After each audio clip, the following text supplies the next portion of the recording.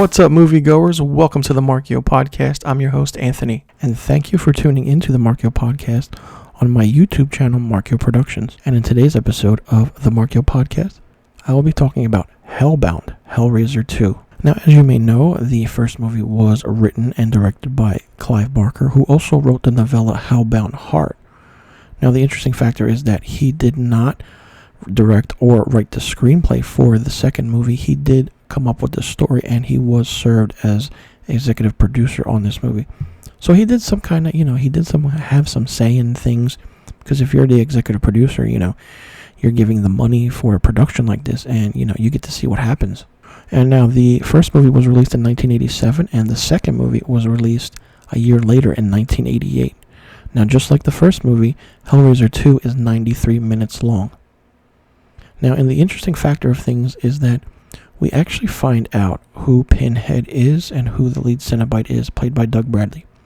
In the beginning of the movie, we find that he was a British military officer. He was Elliot Spencer, and he is transformed into the Cenobite after opening the Lamont configuration and figuring out in the puzzle box. Now, the interesting factor of the second one is that it's very different than the first, because after the events of the first movie, Kirsty is sent to a psychiatric hospital and is interviewed by Dr. Chennard, and basically she tells her accounts to the events of the first movie and pleads with them to destroy the mattress that her murderous so-called stepmother died upon. Now, as the movie goes, we find that Dr. Chennard has done some interesting and terrible things to his patients, and I don't want to get into it.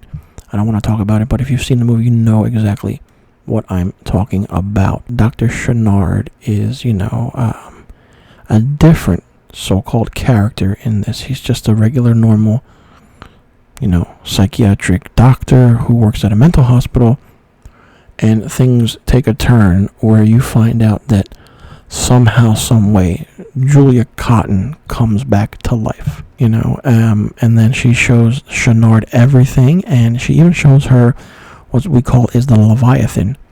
Now, basically, the Leviathan, or it's basically hell, and you find out that. Now, the interesting factor is that Chennard and Julia kidnap a girl named Tiffany and force her to unlock the Lamont configuration so they can figure out and enter the labyrinth world of what the Pinhead and the Cenobites are. Basically, Kirsty gets a hold of the Lamont configuration, and she summons Pinhead and the other Cenobites. And the interesting thing is that basically, in a show of compassion, so to speak, if you want to say, which is what I've noticed, and Pinhead tells, Kirsty to explore the regions of the realm.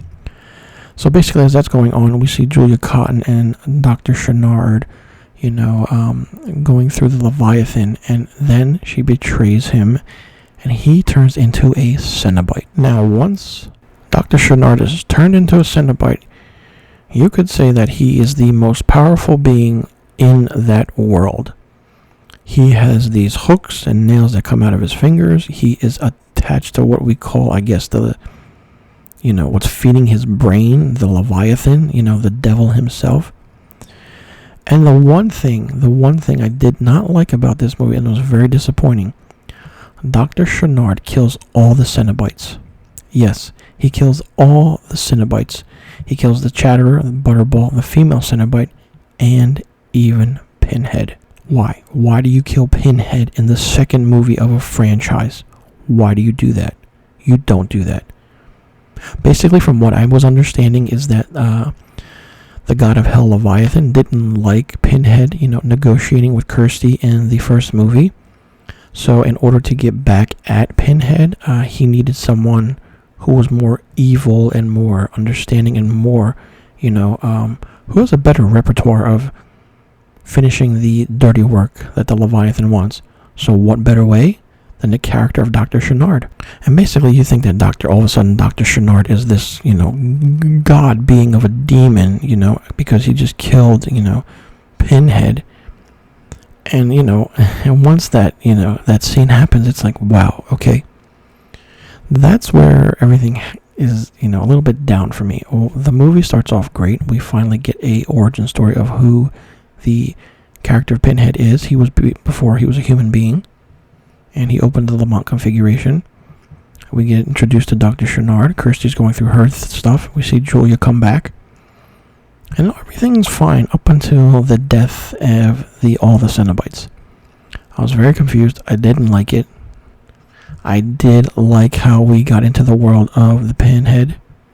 I did like how we got into the world of the Cenobites. We saw hell, their world of hell. It was a Leviathan. And the interesting factor is that Dr. Chennard is killed and the door to hell is finally closed. And the interesting factor is that as Dr. Chennard is dead, his belongings are being moved from his house. One of the movers who are moving the furniture is pulled into the mattress, and the other witnesses a mysterious pillar rise from it. Now, it's very interesting to say because that pillar plays a part in the third movie, Hellraiser III, Hell on Earth. Now, the only reason that I didn't like the second one was because you killed off one of the biggest horror characters of all time. One of the most powerful beings in a horror movie of all time. But then yet you think that, it's right for, we just killed them off. See, that's the thing. Like, were you going to do that from the beginning, or you just didn't have any other thing to do? Because, all of a sudden you give us Dr. Chennard and the Chennard Cenobite, and it's godly different than what everything else is. And the mind and the so-called special effects that go into this is utterly ridiculous, and the time that is spent is utterly crazy.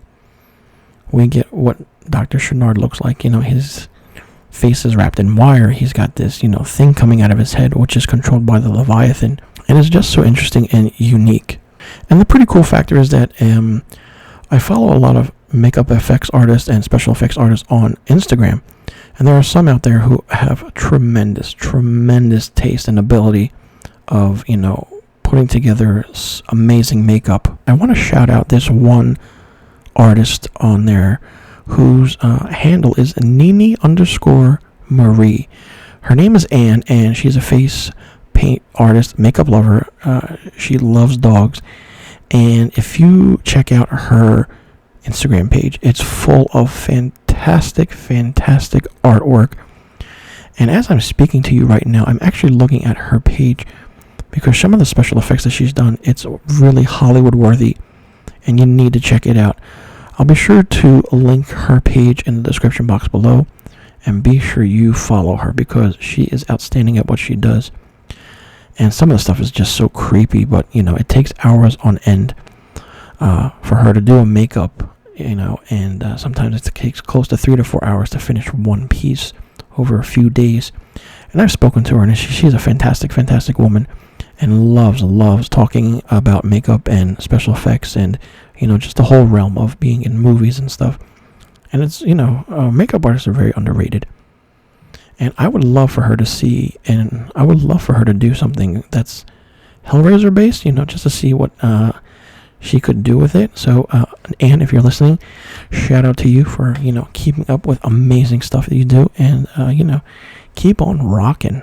Now, as I said at the ending of the movie, this doesn't end because, as we know, that the mysterious pillar rises from the bed. Now, this leads into Hellraiser III, Hell on Earth, which I will be talking about on my next episode of the Marchio podcast. And be sure you click that subscribe button and hit that notification bell for new videos and new podcast episodes on the Marchio Productions YouTube page. And follow Marchio Productions on Instagram, Facebook, and Twitter. And follow me, Anthony, your host, on Instagram and Twitter at misterfilmstock, and follow the Marchio podcast on Instagram and Twitter.